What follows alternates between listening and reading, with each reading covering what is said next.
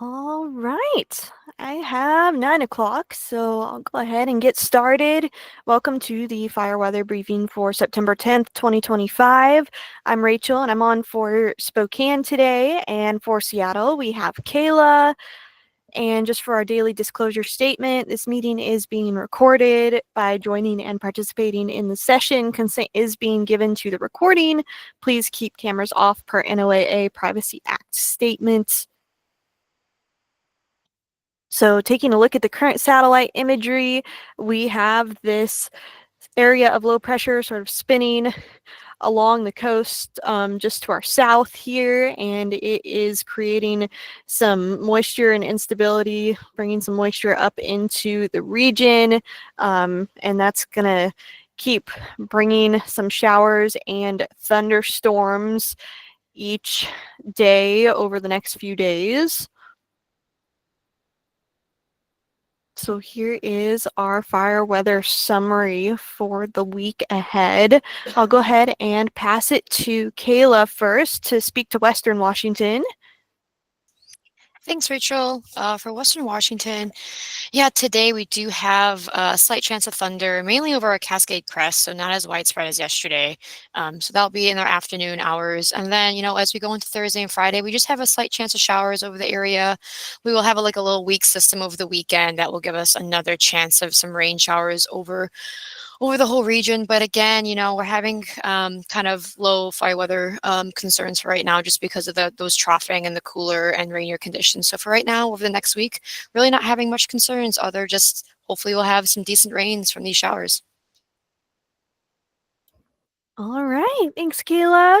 And then for Eastern Washington and North Idaho, we are looking at chances for showers and some slight chances for thunderstorms, mainly Wednesday through Friday, as we continue to see some instability over the inland Northwest.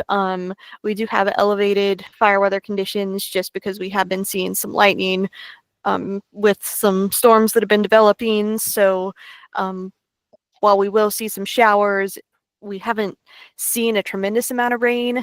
So areas that don't see a ton of rain, we could see some new fire starts. And then after that Wednesday through Friday period, there will remain enough moisture in the region that we could see some showers continuing, especially over mountain areas. And then it looks like another low pressure system could potentially move in Sunday into early next week, bringing some more chances for showers and maybe some thunderstorms.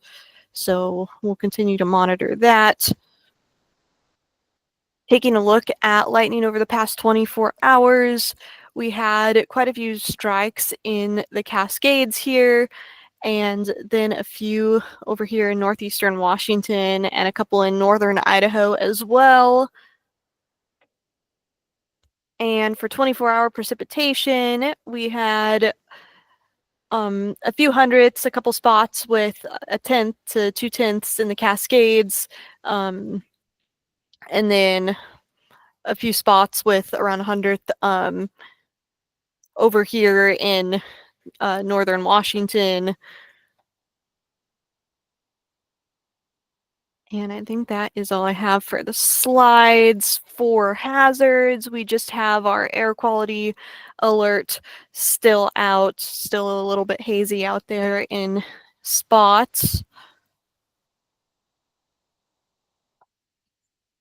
And for the weather tabs, starting with today, temperatures looks like on the west side we've got highs in the 70s, and then over here on the east side and in North Idaho we've got highs in the mid to upper 80s, and mid RHs in the 60s to 80s for the west side, and then 20s to 30s for over here on the east side in North Idaho. Winds, not looking at anything too strong today. These are always a little bit hard to see, but sustained speeds generally less than 10 miles an hour, pretty variable. Gusts 10 to 15 miles an hour, kind of northerly down the Okanagan Valley, and then westerly down by Pullman. Moving on to chance of wetting rain. We've got a little bit in the southeastern corner of our region and the central Idaho panhandle today. For Spokane side of things, we could see some storms develop over the southeastern corner this afternoon and evening. And then I'll let Seattle speak to the west side. Yeah, so we can see, I mean, still there's quite of a low chance of wetting rain, but again, it's still there, and mainly in our North Cascades where we do have some active fires. So again, with these showers are going to be scattered in nature, especially, in thunderstorms. But if any hot, in any higher cores of the thunderstorms, we could see some more brief downpours in those. But again, doesn't look too great, but at least there's a chance of, some wetting rain. And then taking a look at prob thunder here, seeing some chances over the Cascades this afternoon and evening, and then the greatest chances over kind of southeastern Washington and the central Idaho panhandle. Going back to this chance of wetting rain here, notice unfortunately those chances for wetting rain, at least for Spokane's area, do not coincide with where a lot of our large fires are at up in this like Colville area in North Idaho and in the Cascades. So that is not great. And then looking at day two, before I move on to day two, we were talking about maybe adding, bumping up some prob thunder for the Okanagan Highlands here. Based on some of the more recent high-res models, looks like maybe we could see some convective cells develop later this afternoon. So that will be something we'll be keeping an eye on. And then for day two, I just wanted to show the chance of wetting rain and prob thunder again. Chance of wetting rain increases a little bit over the southeastern corner and Idaho panhandle. And then prob thunder is highest over these areas again as well. Tomorrow afternoon and evening, still not a lot of chance of wetting rain over our fires. And then for day three on Friday, we see that those highest chances of wetting rain shifting even further east, almost entirely confined to the Idaho panhandle, and probability of thunder starting to shift east as well. So that's kind of where we're at with rain and thunder. And then moving on to QPF, I will let Kayla speak to the QPF for today. Yeah, so looking at today, again, it doesn't really look too substantial there, but again, just having some stuff in our cascades is beneficial if not. But again, it kind of highlights the um, low chances of thunderstorms today. We do have a slight chance, but again, it doesn't look widespread from any of that. So again, at least there'll be some, but again, not a lot. All right, thanks, Kayla. And then moving on to our trends, we'll start with the west side, the Fire Training Academy.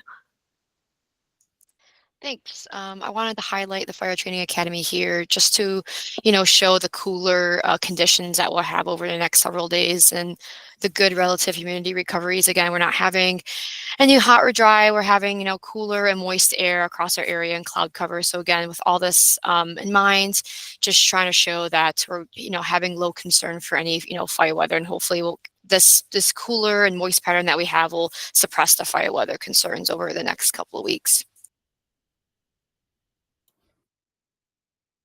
That is great news. And then for Eastern Washington and North Idaho, I just wanted to show Stehekin here.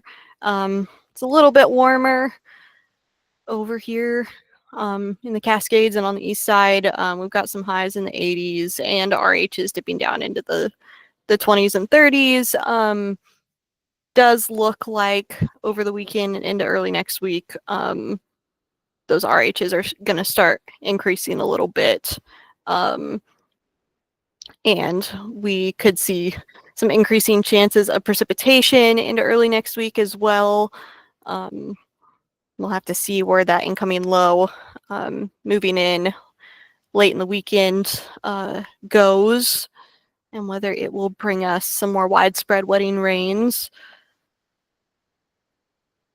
But overall, temperatures are staying pretty consistent over the next week. And then for North Idaho, I'll show Bonner's Ferry here. We see some gradual cooling going from the upper 70s into the lower 70s. Good RH recoveries. Kind of intermittent chances for precip.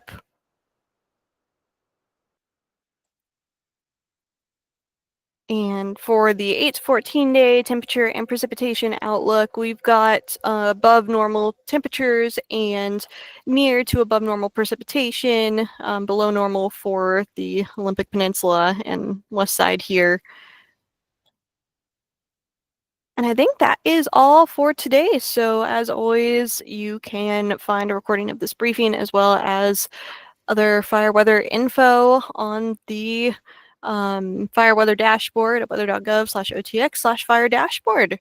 I will go ahead and stop the recording here.